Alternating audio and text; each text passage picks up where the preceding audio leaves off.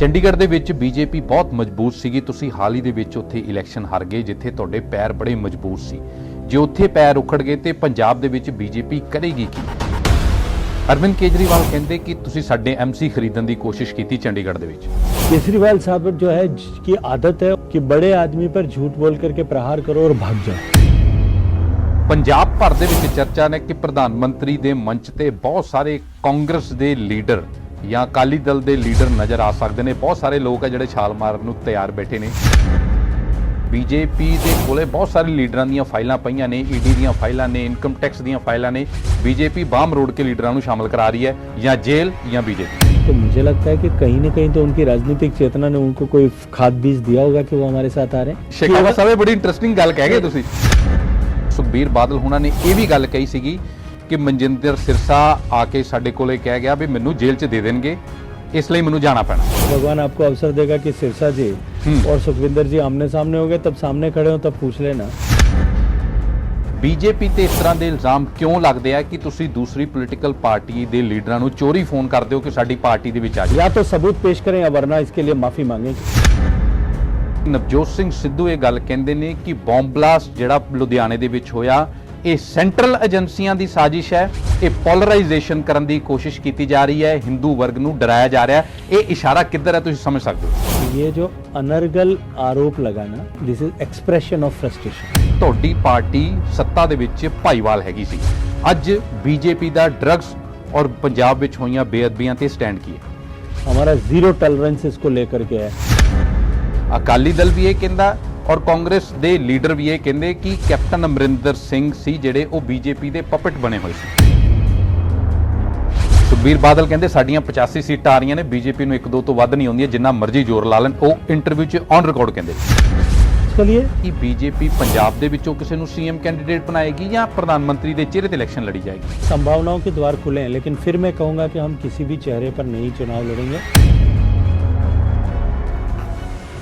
गजेंद्र शेखावत साडे नाल स्टूडियो ਦੇ ਵਿੱਚ ਮੌਜੂਦ ਨੇ। ਸਰ ਬਹੁਤ ਬਹੁਤ ਧੰਨਵਾਦ दैनिक ਸਵੇਰਾ ਨੂੰ ਟਾਈਮ ਦੇਣ ਦੇ ਲਈ।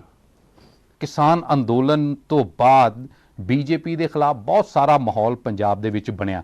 ਹੁਣ ਤਾਂ ਲੱਗਦਾ ਕਿ ਜਿੰਨੀ ਦੂਰੀ ਦੇ ਉੱਤੇ ਚੋਣਾਂ ਹੈਗੀਆਂ ਨੇ ਇੰਨੀ ਜਲਦੀ ਉਹ ਸਾਰਾ ਨੈਗੇਟਿਵ ਮਾਹੌਲ पॉजिटिव ਦੇ ਵਿੱਚ ਭਾਜਪਾ ਦੇ ਲਈ ਕਨਵਰਟ ਹੋ ਸਕਦਾ, बदल सकता। देखिए, मैं एक बात को स्पष्ट करना चाहता हूँ। देखिए, पिछले लगभग 30 साल से ज़्यादा समय से हम अकाली दल के साथ में गठबंधन में थे। गठबंधन क्योंकि हमारे नेतृत्व ने तय किया था, मैं उसकी भूमिका में, उसकी पृष्ठभूमि में आज नहीं जाना चाहता। लेकिन ये तय है कि उस गठबंधन के चलते गांव में भारतीय जनता पार्टी को कभी अवसर नहीं मिला था। लेकिन देश के दूसरे प्रदेशों के गांवों की तरह ही पंजाब के गांव में बैठे हुए भी, पंजाब के पिंडों में बैठे हुए भी अनेक लोग ऐसे थे जो इस बात की अपेक्षा करते थे, जो इस बात का इंतजार कर रहे थे कि कब भारतीय जनता पार्टी को प्रत्यक्ष रूप से उसके साथ में काम करने का हमें अवसर मिले, भारतीय जनता पार्टी के साथ में जुड़ने का हमें अवसर मिले और भारतीय जनता पार्टी को प्रत्यक्ष रूप से यहाँ वहाँ के उनके प्रतिनिधि को चुनने का अवसर मिले। इसलिए देखिए कि किसान कानूनों के रद्द होने के इतने थोड़े से दिन में ही आज भारतीय जनता पार्टी ने इतना बड़ा इम्पैक्ट, जो पार्टी पिछले 30 साल से केवल 23 सीटों तक सीमित थी, जो पार्टी कभी उससे बाहर चुनाव नहीं लड़ी थी, जिस पार्टी का ऑर्गेनाइजेशनल स्ट्रक्चर भी लगभग उन 23 जो है स्थानों तक ही सीमित था, बाकी कहने को कुछ शायद ऑर्गेनाइजेशन होगा। केवल इतने से छोटे समय में भारतीय जनता पार्टी आज 384 बूथ के 384 बूथ पर खड़ी है। आज भारतीय जनता पार्टी 384 मंडलों पर खड़ी है। आज भारतीय जनता पार्टी आधे से ज्यादा बूथों पर अपने डायरेक्ट अपनी पूरी कमेटी के साथ में खड़ी है। और जिस तेज गति से भारतीय जनता पार्टी के संगठन का विस्तार हो रहा है, व्याप हो रहा है, और जिस तरह से भारतीय जनता पार्टी के कार्यकर्ताओं को धरातल पर रिस्पांस मिल रहा है, मुझे लगता है कि ये जो लोगों की इतने दशकों से दबी हुई भावना थी, जो मन में छुपी हुई भावना थी, उस भावना का उद्घाटन जो है उसके माध्यम से हो रहा है। पंजाब ਦੇ ਪਿੰਡਾਂ ਦੇ ਵਿੱਚ बीजेपी नहीं हैगी, ਤੁਸੀਂ ਉੱਥੇ ਆਪਣੀ ਜਗ੍ਹਾ ਬਣਾਉਣੀ ਹੈ। ਚੰਡੀਗੜ੍ਹ ਦੇ ਵਿੱਚ बीजेपी ਬਹੁਤ ਮਜ਼ਬੂਤ ਸੀਗੀ, ਤੁਸੀਂ ਹਾਲ ਹੀ ਦੇ ਵਿੱਚ ਉੱਥੇ ਇਲੈਕਸ਼ਨ ਹਾਰ ਗਏ ਜਿੱਥੇ ਤੁਹਾਡੇ ਪੈਰ ਬੜੇ ਮਜ਼ਬੂਤ ਸੀ, ਔਰ ਉਸ ਦਾ ਅਸਰ ਪੰਜਾਬ ਦੇ ਵਿੱਚ ਸਿੱਧੇ ਤੌਰ ਤੇ ਦੇਖਿਆ ਜਾ ਰਿਹਾ ਕਿ ਜਿੱਥੇ ਤੁਸੀਂ ਪਹਿਲੇ ਮਜ਼ਬੂਤ ਸਥਿਤੀ ਦੇ ਵਿੱਚ ਬੈਠੇ ਸੀ, ਜੇ ਉੱਥੇ ਪੈਰ ਉਖੜ ਗਏ ਤੇ ਪੰਜਾਬ ਦੇ ਵਿੱਚ ਬੀਜੇਪੀ ਕਰੇਗੀ ਕੀ? ਵਿਸ਼ਲੇਸ਼ਣ ਕੀਤਾ ਕਿ ਅਸੀਂ ਚੰਡੀਗੜ੍ਹ ਦੇ ਵਿੱਚੋਂ ਕਿਉਂ ਹਾਰ ਗਏ, ਕਿਉਂ ਪਹਿਲੀ ਵਾਰੀ ਲੜੀ ਹੋਈ ਪਾर्टी सब तो अगे लगी? देखिए, ये निश्चित है कि जो चंडीगढ़ के लोकल सेल्फ के चुनाव में, स्थानीय निकाय के चुनाव में भारतीय जनता पार्टी जो वर्षों से वहां काबिज थी, उसको अपेक्षा से कम सीटें मिली है। मतों के प्रतिशत के हिसाब से देखें तो बहुत छोटा सा अंतर शायद होगा, लेकिन इतने समय तक काम करने के कारण से उपजी हुई एंटी इनकम्बेंसी और जिस तरह का एक वातावरण बनाया गया था पिछले दिनों में, वो मुझे लगता है कि वो कारण था कि उसके चलते भारतीय जनता पार्टी को अपेक्षित समर्थन न मिल सका। दूसरा, मैं अपने राजनीतिक क्षेत्र में काम करने के अनुभव के आधार पर एक बात कह सकता हूँ कि स्थानीय निकाय के चुनाव, विधानसभा के चुनाव और लोकसभा के चुनाव सब अलग अलग फुटिंग्स पर लड़े जाते हैं। इसलिए उन सबको एक साथ जोड़ करके देखना और उन परिणामों के आधार पर आने वाले किसी दूसरे चुनाव का, किसी दूसरे फुटिंग्स के ऊपर खड़े चुनाव का आकलन करना, मुझे लगता है कि ये निश्चित रूप से देश में अनेक बार गलत सिद्ध हो चुका है। अरविंद केजरीवाल कहते कि तुसी साडे एमसी खरीदने की कोशिश की थी चंडीगढ़ दे विच। देखिए, मुझे लगता है कि इससे बड़ा झूठ नहीं हो सकता कोई भी। केजरीवाल साहब के पास में 14 वोट हैं और भारतीय जनता पार्टी के पास में 12 + 1 है, 13 वोट है। केजरीवाल साहब जो है की आदत है, उनकी पार्टी की आदत है कि बड़े आदमी पर झूठ बोल करके प्रहार करो और भाग जाओ।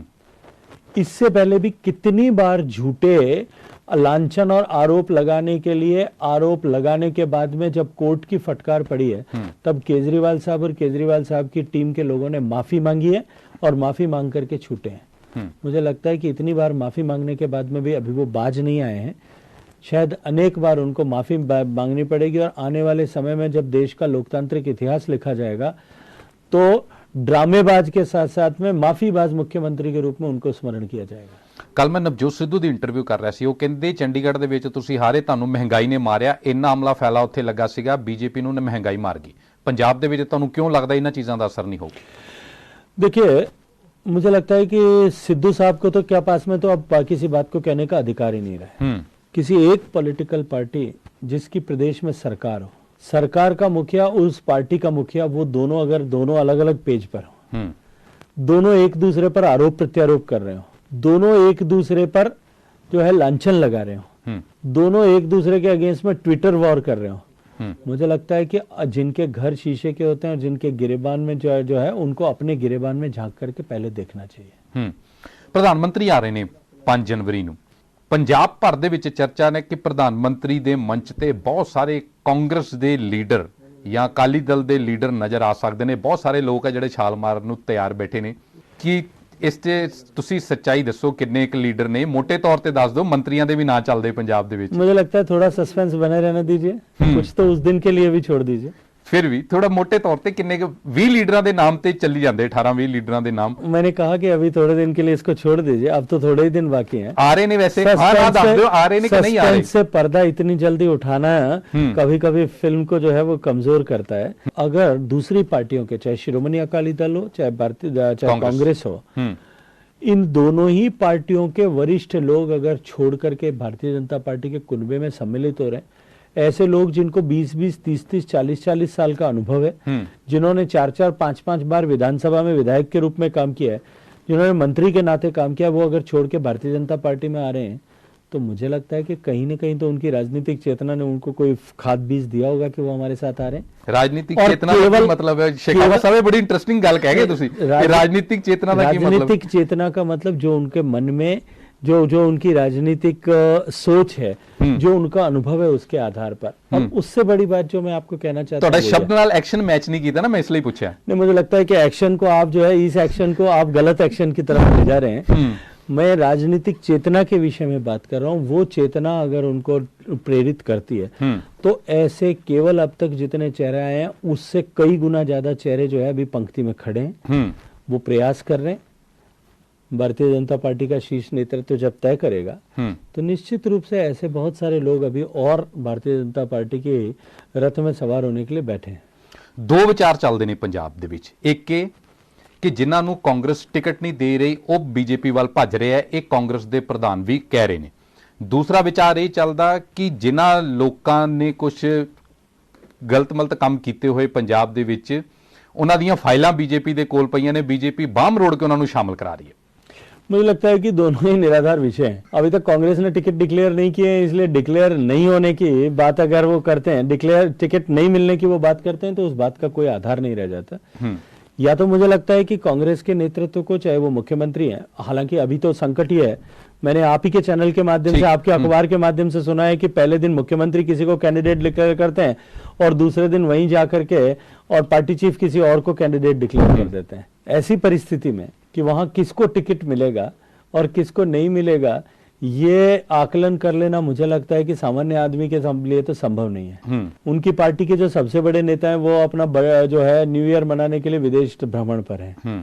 ऐसे में, ऐसी परिस्थिति में कांग्रेस का या कांग्रेस के नेताओं का ये कहना कि हम जिनको टिकट नहीं दे रहे हैं, तो मुझे लगता है कि पहले ये सूची तो प्रकाशित कर दें कि हम किन किन को नहीं देने वाले हैं। और ये सूचित प्रकाशित करने का अधिकार किसके पास है? मुख्यमंत्री करने वाले ये सूची प्रकाशित या प्रदेश अध्यक्ष करने वाले? अभी इस बात का तो खुलासा कम से कम कर दें, ताकि उनका ही नेतृत्व, उनके ही नेता, उनके ही विधायक, उनके ही मंत्री जो है वो कम से कम आश्वस्त तो हो जाए। एक दूसरी राय है ਜਿਹੜੀ ਉਸ ਤੇ ਵੀ ਦੱਸੋ। दूसरी राय ਇਹ ਹੈ ਕਿ ਬੀਜੇਪੀ ਦੇ ਕੋਲੇ ਬਹੁਤ ਸਾਰੇ ਲੀਡਰਾਂ ਦੀਆਂ ਫਾਈਲਾਂ ਪਈਆਂ ਨੇ, ਈਡੀ ਦੀਆਂ ਫਾਈਲਾਂ ਨੇ, ਇਨਕਮ ਟੈਕਸ ਦੀਆਂ ਫਾਈਲਾਂ ਨੇ, ਬੀਜੇਪੀ ਬਾਹਮ ਰੋੜ ਕੇ ਲੀਡਰਾਂ ਨੂੰ ਸ਼ਾਮਲ ਕਰਾ ਰਹੀ है, या जेल या बीजेपी। मुझे लगता है कि इसके उदाहरण एक बार देना चाहिए कि किन लोगों की बाह मरोड़ी गई है। ये जो ਬਾਹ ਮਰੋੜੀ ਗਈ, ਉਦਾਹरण ਮੈਂ ਦੇ ਦਿੰਦਾ। ਕਿਹਾ ਜਾਂਦਾ ਕਿ ਸੁਖਪਾਲ ਖਹਿਰਾ ਇੱਕ ਬੰਦਾ ਜੇਲ੍ਹ ਦੇ ਅੰਦਰ ਡੱਕ ਦਿੱਤਾ, ਬਾਕੀਆਂ ਨੂੰ ਪਤਾ ਇਹ ਬਾਕੀ ਵੀ ਦੇ ਦੇਣਗੇ, ਨੇ ਇਸ ਨਾਲ ਚੰਗਾ बीजेपी दूजा। अगर यही होता तो सुखपाल खैरा को जेल भेजने की जरूरत थोड़ी पड़ती, वो भी तो आ सकते थे। नहीं, एक एग्जांपल जब मनिंदर सिरसा साहब ने जो है भारतीय जनता पार्टी को ज्वाइन किया, तब अकाली दल के नेतृत्व ने किस तरह की टिप्पणियां की कि ये धर्म पर हमला है। मैं आपसे पूछना चाहता हूं, कोई व्यक्ति इस लोकतांत्रिक भारत में अपने आप को किसी पार्टी के साथ में जोड़ता है, उसको किसी धर्म पर हमले की संज्ञा किस तरह से की दी जा सकती है? तो ये जो अनर्गल आरोप लगाना, ये इन पॉलिटिकल पार्टी, चाहे शिरोमणि अकाली दल हो या कांग्रेस हो, इनके फ्रस्ट्रेशन के अतिरिक्त और कुछ नहीं है। This is expression of frustration. Shekhawat साहब, ਤੁਸੀਂ ਇੱਕ ਆਰੋਪ ਸੁਣਿਆ, ਦੂਸਰਾ ਨਹੀਂ ਸੁਣਿਆ। ਸੁਖਬੀਰ ਬਾਦਲ ਹੁਣਾਂ ਨੇ ਇਹ ਵੀ ਗੱਲ ਕਹੀ ਸੀਗੀ ਕਿ ਮਨਜਿੰਦਰ ਸਿਰਸਾ ਆ ਕੇ ਸਾਡੇ ਕੋਲੇ ਕਹਿ ਗਿਆ ਵੀ ਮੈਨੂੰ ਜੇਲ੍ਹ 'ਚ ਦੇ ਦੇਣਗੇ, ਇਸ ਲਈ ਮੈਨੂੰ ਜਾਣਾ ਪੈਣਾ। मनजिंदर सिरसा नु कहंदे फाइलां दा डर, जेल दा डर दिखा के बीजेपी में शामिल कराया गया। मुझे लगता है कि इस सुखबीर बादल ने क्या, मुझे लगता है कि इसका स्पष्टीकरण तो कभी ऐसा अवसर आएगा, भगवान आपको अवसर देगा कि सिरसा जी और सुखविंदर जी आमने सामने हो गए, तब सामने खड़े हो तब पूछ लेना। और मुझे लगता है कि उस दिन ये बात स्पष्ट हो जाएगी। पॉलिटिक्स ਦੇ ਵਿੱਚ परसੈਪਸ਼ਨ ਬਹੁਤ ਕੰਮ ਕਰਦੀ ਹੈ, ਬੜੀ ਇੰਪੋਰਟੈਂਟ ਹੁੰਦੀ ਹੈ। ਫਿਰ ਜਦੋਂ ਇਸ ਤਰ੍ਹਾਂ ਦੀ परसੈਪਸ਼ਨ ਬਣ ਰਹੀ ਹੈ ਕਿ ਬਾਹਮ ਰੋੜ ਕੇ ਲੈ ਕੇ ਜਾ ਰਹੇ ਆ, ਐਡੇ ਵੱਡੇ ਲੀਡਰ ਕਹਿ ਰਹੇ ਆ, ਤੇ ਫਿਰ बीजेपी ਉਸ ਨੂੰ ਕਾਊਂਟਰ ਕਿਉਂ ਨਹੀਂ ਕਰਦੀ? परसेप्शन बन नहीं रहा है, परसेप्शन बनाने की कोशिश की जा रही है। ਅਸੀਂ ਪਿੰਡਾਂ 'ਚ बीजेपी ਦੀ ਗੱਲ ਕਰ ਰਹੇ ਸੀਗੇ। ਸੰਯੁਕਤ ਸਮਾਜ ਮੋਰਚਾ ਕਿਸਾਨਾਂ ਦੀ ਪਾਰਟੀ ਬਣ ਕੇ ਆ ਗਈ ਪੰਜਾਬ ਦੇ ਵਿੱਚ, ਵੀ ਬਾਈ ਜਥੇਬੰਦੀਆਂ ਉਸ ਦੇ ਵਿੱਚ ਸ਼ਾਮਲ ਹੈਗੀਆਂ ਨੇ।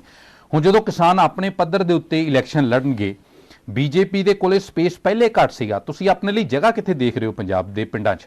ਕਿਉਂਕਿ ਪੰਜਾਬ ਦੇ ਵਿੱਚ ਸੱਤਾ ਦਾ ਰਸਤਾ ਖੇਤਾਂ 'ਚੋਂ ਹੋ ਕੇ ਜਾਂਦਾ, ਇਹ ਤੇ ਕਲੈਰਿਟੀ ਹੈ।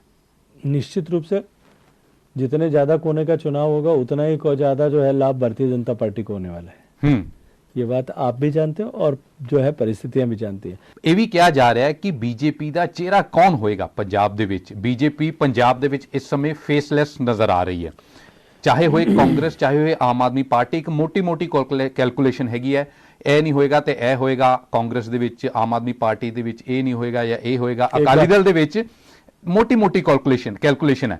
बीजेपी ਹਜੇ ਪੰਜਾਬ ਦੇ ਵਿੱਚ ਫੇਸਲੈਸ ਨਜ਼ਰ ਆ ਰਹੀ ਹੈ ਕਿ बीजेपी ਪੰਜਾਬ ਦੇ ਵਿੱਚੋਂ ਕਿਸੇ ਨੂੰ सीएम कैंडिडेट बनाएगी ਜਾਂ प्रधान मंत्री ਦੇ ਚਿਹਰੇ ਤੇ इलेक्शन लड़ी जाएगी? देखिए, ये तो तय है कि भारतीय जनता पार्टी की स्थापित परंपरा है कि जहां भी हम कहीं पहली बार सरकार बनाने की दृष्टि से चुनाव लड़ रहे हैं या बहुत लंबे गैप के बाद में इस तरह की परिस्थिति में चुनाव लड़ रहे हैं, तो हमारे यहाँ कभी चेहरा डिक्लेयर नहीं किया जाता। 2017 के उत्तर प्रदेश चुनाव में जब हम 25 साल बाद सरकार बनाने के लिए चुनाव लड़ रहे थे, तब आप में से किसी ने कल्पना की थी कि उत्तर प्रदेश के मुख्यमंत्री योगी आदित्यनाथ होंगे? ऐसे महाराष्ट्र में जब 2 चुनाव लड़ रहे थे, हम शिवसेना से साथ हमारा गठबंधन तोड़ करके पहली बार अकेले होकर के चुनाव लड़ रहे थे, तब क्या किसी ने कल्पना की थी कि देवेंद्र फडणवीस मुख्यमंत्री होंगे? भारतीय जनता पार्टी में ये परंपरा नहीं है। लेकिन जिन पार्टियों में परंपरा है, मैं आज आपसे उल्टा प्रश्न करना चाहता हूँ। कांग्रेस में मुख्यमंत्री कौन होंगे? कांग्रेस के नेतृत्व को इसका डिक्लेयर करना चाहिए। और आम आदमी पार्टी में मुख्यमंत्री कौन होंगे, आम आदमी पार्टी को भी इस बात को डिक्लेयर करना चाहिए। ਉਹਨਾਂ ਨੂੰ ਤਾਂ ਡਰ ਹੈ ਵੀ ਅਸੀਂ ਡਿਕਲੇਅਰ ਕਰ ਦਾਂਗੇ ਸਾਡੀ ਪਾਰਟੀ 'ਚ ਰਫੜ ਪੈ ਜਾਏਗਾ। ਬੀਜੇਪੀ ਨੂੰ ਕਾਹਦਾ ਡਰ ਹੈ? ਬੀਜੇਪੀ ਤੇ ਡੰਡਾ ਬਹੁਤ ਸਟਰੋਂਗ ਚੱਲਦਾ ਉੱਪਰੋਂ। बीजेपी में तो इस तरह की व्यवस्था और प्रावधान ही नहीं है, लेकिन जिन पार्टियों में है कम से कम उनको तो करना चाहिए। मैं इसलिए तो कहा बीजेपी का डंडा बहुत कायम है उन्होंने ते निश्चित रूप से हमें इस बात का गर्व है कि हम एक अनुशासित पार्टी के लोग हैं। निश्चित रूप से हमें इस बात का गर्व है कि हम काडर बेस्ड पार्टी के लोग हैं। ਪੰਜਾਬ ਦੇ ਵਿੱਚ ਜਿਸ ਸਮੇਂ ਕਾਂਗਰਸ ਨੇ ਇੱਕ ਦਲਿਤ ਸੀਐਮ ਬਣਾ ਦਿੱਤਾ, ਸਾਰੀਆਂ ਪਾਰਟੀਆਂ ਨੇ ਕਿਹਾ ਕਿ ਇਹ ਮਾਸਟਰ ਸਟ੍ਰੋਕ ਹੈਗਾ, ਦਾ ਤੋੜ ਨਹੀਂ ਲੱਭ ਰਿਹਾ। ਬੀਜੇਪੀ ਦੇ ਵਿੱਚ ਕਿਆ ਪੋਸਿਬਿਲਿਟੀ ਹੈਗੀ ਇਸ ਤਰ੍ਹਾਂ ਦੀ ਕਿ ਬੀਜੇਪੀ ਕੱਲ ਨੂੰ ਕਿਸੇ ਦਲਿਤ ਚਿਹਰੇ ਨੂੰ ਅੱਗੇ ਕਰਕੇ इलेक्शंस ਦੇ ਵਿੱਚ ਜਾ ਸਕਦੀ ਹੈ? देखिए, संभावनाओं के द्वार खुले हैं, लेकिन फिर मैं कहूंगा कि हम किसी भी चेहरे पर नहीं चुनाव लड़ेंगे। हमारा चेहरा होगा विकास, हमारा उद्देश्य होगा विकास और चेहरा होगा नरेंद्र मोदी जी का चेहरा। क्योंकि पंजाब दे लेकिन उसके बाद में एक बार सरकार बनाने की क्षमता में आने के बाद में पंजाब के व्यापक हितों को देखते हुए, पंजाबियों के व्यापक हितों को देखते हुए विधायक दल और पार्लियामेंट्री बोर्ड जो तय करेगा वही पंजाब का मुख्यमंत्री होगा। लेकिन एक बात मैं आपको जिम्मेदारी के साथ में कह रहा हूं कि वो पंजाब का बेटा ही होगा। कम से कम अरविंद केजरीवाल साहब ये तो तय करें कि पंजाब का जो मुख्यमंत्री होने वाला है वो पंजाब का बेटा होगा कि नहीं होगा। पर शेखावत साहब, पंजाब ਦੇ ਵਿੱਚ ਬੀਜੇਪੀ ਨੂੰ ਲੈ ਕੇ ਸਥਿਤੀ ਫਿਲਹਾਲ ਇਹ ਹੈਗੀ ਹੈ ਕਿ ਜਿਹੜੇ ਚੋਣ ਲੜਨ ਦੇ ਚਾਹਵਾਨ ਨੇ ਬੀਜੇਪੀ ਦੇ ਲੀਡਰ, ਉਹਨਾਂ ਨੂੰ ਇਹ ਨਹੀਂ ਪਤਾ ਕਿ ਸਾਨੂੰ ਟਿਕਟ ਮਿਲੇਗੀ ਜਾਂ ਨਹੀਂ ਮਿਲੇਗੀ, ਕਿਉਂਕਿ ਹਜੇ ਉਹਨਾਂ ਨੂੰ ਇਹ ਨਹੀਂ ਪਤਾ ਕਿ ਪਾਰਟੀ ਕਿਹਦੇ ਨਾਲ ਅਲਾਈਅੰਸ ਕਰ ਸਕਦੀ ਹੈ, ਸਾਡੇ ਲਈ ਪੋਸਿਬਿਲਿਟੀਜ਼ ਕਿੱਥੇ ਪਈਆਂ। ਤੁਹਾਨੂੰ ਲੱਗਦਾ ਨਹੀਂ ਕਿ ਦੇਰ ਹੋ ਰਹੀ ਹੈ ਇਸ ਚੀਜ਼ ਦੇ ਵਿੱਚ? ਕਿਉਂਕਿ ਤੁਸੀਂ ਇੰਡੀਪੈਂਡੈਂਟਲੀ ਹੁਣ ਜਾ ਰਹੇ ਹੋ ਇੰਨੇ ਸਾਲਾਂ ਬਾਅਦ, ਤੇ ਤੁਹਾਡੇ ਲਈ स्थितियां उन्नियां बेहतर नहीं हुई, ਤੁਹਾਡੇ ਲਈ सिचुएशन क्लियर करनी अपने कार्डर ਨੂੰ ज्यादा जरूरी है। देखिए, बहुत बड़े अलायंस की न तो कोई संभावना है, न कोई विचार है, न कोई होने वाला है। लेकिन आज भारतीय जनता पार्टी जब सरकार बनाने के लिए 117 सीटों पर हमारे साथियों को लेकर के चुनाव लड़ने वाली है, तब एक एक सीट पर ऐसे योग्य जीत सकने वाले उम्मीदवार जो है उनकी संख्या कई हो गई है। इसलिए भारतीय जनता पार्टी का पार्लियामेंट्री बोर्ड बैठ करके तय करेगा कि किसको कहां चुनाव लड़ना है, किसका कहां उपयोग है। ਤੁਸੀਂ ਕਿਹਾ ਕਿ ਸਾਡੇ ਕੋ ਹਰ ਸੀਟ ਦੇ ਉੱਤੇ ਬਹੁਤ ਸਾਰੇ ਲੋਕ ਨੇ ਇਲੈਕਸ਼ਨ ਲੜਨ ਦੇ ਲਈ।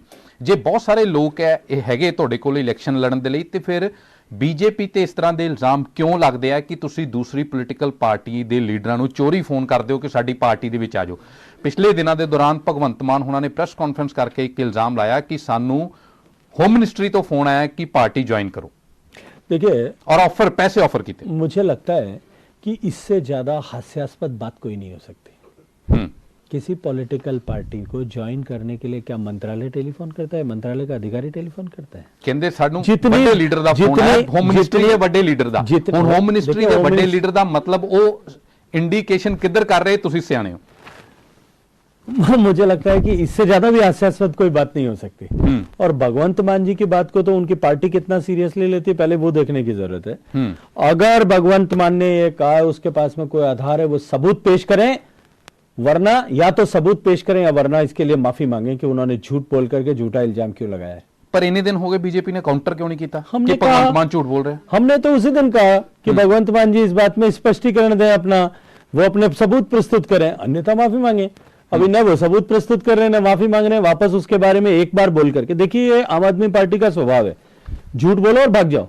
अभी मैंने कहा अरविंद केजरीवाल साहब कितनी बार माफी मांग चुके हैं। भगवंत मान साहब को भी मैं 2014 से देख रहा हूं, उन्होंने भी कई बार इस तरह के काम किए। अरविंद केजरीवाल ने माफी मंगी ड्रग्स के मुद्दे ते। बिक्रम मजीठिया ते FIR दर्ज होगी ड्रग्स के इशू ਨੂੰ ਲੈ ਕੇ। ਦੋ ਵੱਡੀਆਂ ਘਟਨਾਵਾਂ ਹੋਈਆਂ ਪੰਜਾਬ ਦੇ ਵਿੱਚ, ड्रग्स ਤੇ ਬੇਅਦਬੀ ਪਿਛਲੇ ਇਲੈਕਸ਼ਨਸ ਤੇ। ਉਸੇ ਸਮੇਂ ਤੁਹਾਡੀ ਪਾਰਟੀ ਸੱਤਾ ਦੇ ਵਿੱਚ ਭਾਈਵਾਲ ਹੈਗੀ ਸੀ। ਅੱਜ ਬੀਜੇਪੀ ਦਾ ड्रग्स और पंजाब ਵਿੱਚ ਹੋਈਆਂ ਬੇਅਦਬੀਆਂ ਤੇ ਸਟੈਂਡ ਕੀ ਹੈ? देखिए, बेअदबी की घटनाएं जो पिछले चुनाव के पहले भी हुई, अभी भी हुई है, आज भी लुधियाना में, आपके यहाँ जालंधर में घटना हुई है। किसी एक धर्म विशेष के धार्मिक स्थान से मूर्ति चोरी की गई है।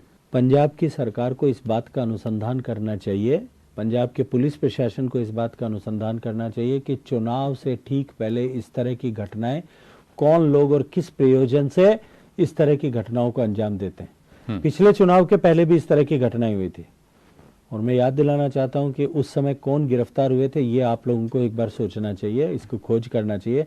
क्या वही ताकतें फिर समाज को बांटने के लिए, अपने हितों के साधन के लिए इस तरह की घटनाएं तो अंजाम नहीं कर दे रही है। और जहां तक ड्रग्स की बात आपने की है, देखिए जिस आज ये तय बात है सारा प्रदेश इस बात को जानता है, सारा पंजाब इस बात को जानता है कि पंजाब का युवा नशे की गिरफ्त में है और पंजाब के लाखों परिवार के माता पिता अपने बच्चों को नशे की गिरफ्त में आ जाने के कारण से खून के आंसू रो रहे हैं। इस बात की निश्चित रूप से जांच होनी चाहिए।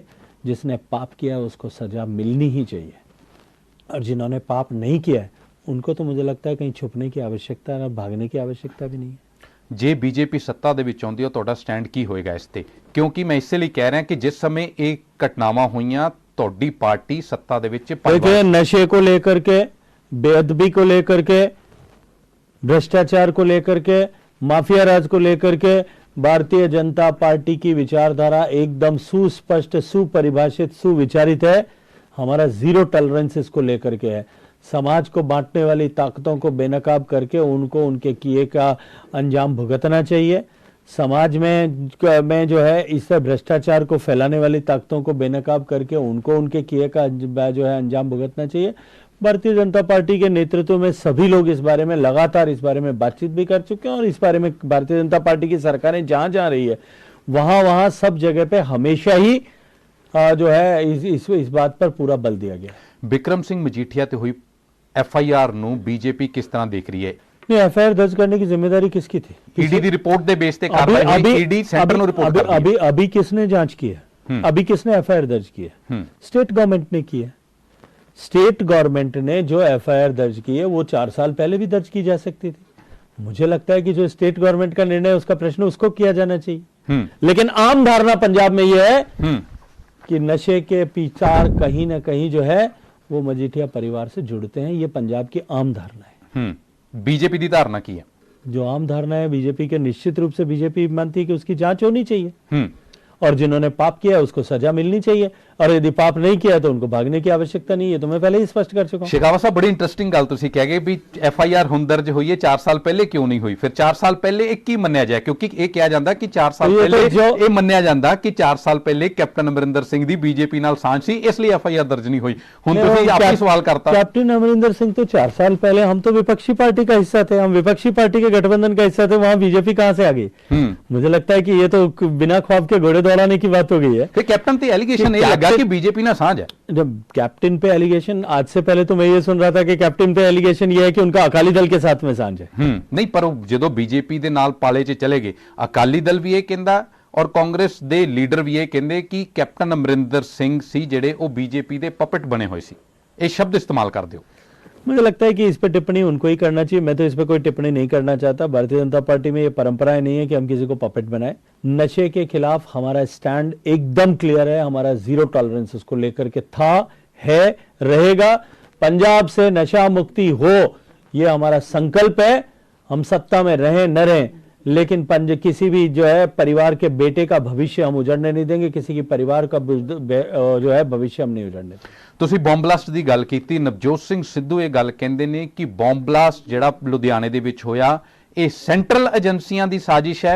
ਇਹ ਪੋਲਰਾਈਜੇਸ਼ਨ ਕਰਨ ਦੀ ਕੋਸ਼ਿਸ਼ ਕੀਤੀ ਜਾ ਰਹੀ ਹੈ, ਹਿੰਦੂ ਵਰਗ ਨੂੰ ਡਰਾਇਆ ਜਾ ਰਿਹਾ ਹੈ। ਇਹ ਇਸ਼ਾਰਾ किधर है ਤੁਸੀਂ समझ सकते हो? देखिए, यूनियन होम मिनिस्ट्री ने एडवाइजरी इशू किया 1.5 महीने पहले। अब तो डॉक्यूमेंट मीडिया में आ गए हैं, आपके सोशल मीडिया में आ गए हैं, ओपन डोमेन में अवेलेबल है। यूनियन होम मिनिस्ट्री ने अपनी तरफ से मीटिंग करके बताया, इंटेलिजेंस ब्यूरो ने अपनी तरफ से इंटेलिजेंस इनपुट दिए। मैं तो सिद्धू साहब आपसे चाहता हूं कि सिद्धू साहब को आपको ये प्रश्न करना चाहिए, तो सरकार तो आपकी थी, ये सारे इंटेलिजेंस इनपुट मिलने के बाद में भी आप लोगों ने कार्रवाई क्यों नहीं की? वो कार्रवाई इसलिए नहीं की कि पार्टी के मुखिया और सरकार के मुखिया दोनों ट्विटर वॉर खेल रहे थे। दोनों एक दूसरे के बनाए हुए अधिकारियों को हटाने की कुश्ती लड़ रहे थे। अपनी विफलताओं का ठीकरा दूसरों पर फोड़ना, अपनी विफलताओं का जो है वो दोष किसी दूसरे पर मढ़ना, ये बहुत आसान है। अपनी विफलताओं को स्वीकार करके उनके ऊपर निर्णय करने के लिए बहुत आत्मबल और शक्ति की आवश्यकता होती है। मुझे लगता है सिद्धू साहब को उसकी तो कमी है, इसको सारा जग जानता है। पर ये बड़ी वड्डा एलिगेशन है शेखावत साहब, बीजेपी तो इनडायरेक्ट एलिगेशन लांदे कि पोलराइजेशन ली ब्लास्ट हो रहे पंजाब से। पोलराइजेशन कौन करना चाहता? मैं तो उल्टा एलिगेशन लगाता हूं कि ये पंजाब की सरकार ने जानबूझ करके ये जो है बम ब्लास्ट होने दिया, अपना जो है सरकार का फेल्योर छुपाने के लिए होने दिया।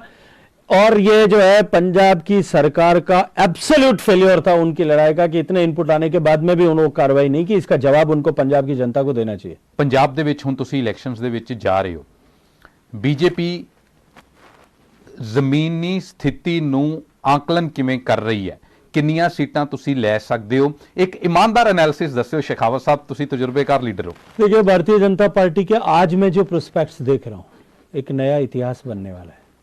माननीय प्रधानमंत्री जी की 5 तारीख की रैली से चुनाव का आगाज होगा और शायद आज जो नैरेटिव्स, जो आप जिन नैरेटिव्स के बारे में अभी इतने लंबे इंटरव्यू में चर्चा कर रहे हैं, ये सारे नैरेटिव्स बदल जाएंगे। 6 तारीख की शाम को जब आप इंटरव्यू करेंगे किसी भारतीय जनता पार्टी के व्यक्ति से, तब शायद आपके सोच और शब्द दोनों बदले हुए होंगे। ਸੁਖਬੀਰ ਬਾਦਲ ਕਹਿੰਦੇ ਸਾਡੀਆਂ 85 ਸੀਟਾਂ ਆ ਰਹੀਆਂ ਨੇ, ਬੀਜੇਪੀ ਨੂੰ 1-2 ਤੋਂ ਵੱਧ ਨਹੀਂ ਆਉਂਦੀਆਂ, ਜਿੰਨਾ ਮਰਜ਼ੀ ਜ਼ੋਰ ਲਾ ਲੈਣ, ਉਹ ਇੰਟਰਵਿਊ 'ਚ ਔਨ ਰਿਕਾਰਡ ਕਹਿੰਦੇ ਨੇ। चलिए, ये तो परिणाम आने दीजिए। अभी तक जितने सर्वे आए हैं, आप ही मीडिया चैनल सर्वे करवाते हैं, उस चैनल्स में किसी एक चैनल में तो उनको डबल डिजिट में या नंबर देते कि कई नंबर आते थे। आखिरी सवाल शेखावत साहब, ਜਿਹੜੇ कैंडिडेट अनाउंस होने हैं वो कदों तो प्रक्रिया शुरू हो रही है? अभी चुनाव तो अनाउंस हो जाने दो यार। चुनाव तो थोड़े दिनों च कोड लग जाना। बस, तो जब चुनाव अनाउंस होगा उसके बाद में हम प्रक्रिया प्रारंभ करेंगे। अभी तो हमने प्रक्रिया ही प्रारंभ नहीं की। हमारे यहाँ ऐसा तो है नहीं कि मुख्यमंत्री जाएं कहीं एक चुनाव जो घोषणा करके आ जाएं और प्रदेश अध्यक्ष कहीं दूसरी घोषणा करके आ जाएं, या अमृतसर के टिकट की जो है घोषणा पार्टी का लीडर जा करके और अबोहर में करके आ जाए। हमारे यहाँ इस तरह की व्यवस्थाएं नहीं है। भारतीय जनता पार्टी में इन सब कामों के लिए नियत सिस्टम तय है। वही सिस्टम को फॉलो करते हुए जैसा सारे प्रदेश में देश के चुनाव में होता है वैसा ही निर्णय होने वाला है। बहुत धन्यवाद शेखावत साहब, ਨਾਲ ਗੱਲਬਾਤ ਕਰਨ ਲਈ। ਸੋ ਇਸ ਹਨ ਗਜੇਂਦਰ ਸ਼ੇਖਾਵਤ। ਸੀਮਿਤ ਸਮੇਂ ਦੇ ਵਿੱਚ ਅਸੀਂ ਜਿੰਨੇ ਵੱਖ-ਵੱਖ ਮੁੱਦਿਆਂ ਤੇ ਉਹਨਾਂ ਨੂੰ ਸਵਾਲ ਕਰ ਸਕਦੇ ਸੀ ਕਿ ਅਸੀਂ ਕਰਨ ਦੀ ਕੋਸ਼ਿਸ਼ ਕੀਤੀ। ਹਾਲਾਂਕਿ ਲੋਕ ਖੁਦ ਇਹਦਾ ਵਿਸ਼ਲੇਸ਼ਣ ਕਰਨਗੇ ਕਿ ਬੀਜੇਪੀ ਜੋ ਦਾਅਵਾ ਕਰ ਰਹੀ ਹੈ ਉਸ ਦਾਅਵੇ ਤੇ ਜ਼ਮੀਨੀ ਹਕੀਕਤ ਦੇ ਵਿੱਚ ਫਰਕ ਕਿੰਨਾ ਹੈਗਾ। ਦੇਸ਼ ਦੁਨੀਆ ਦੀ ਬਾਕੀ ਖਬਰਾਂ ਦੇ ਲਈ ਬਨੇ ਰਹੋ ਦੈਨਿਕ ਸਵੇਰਾ ਦੇ ਨਾਲ। ਫਿਲਹਾਲ ਦੇ ਲਈ ਧੰਨਵਾਦ।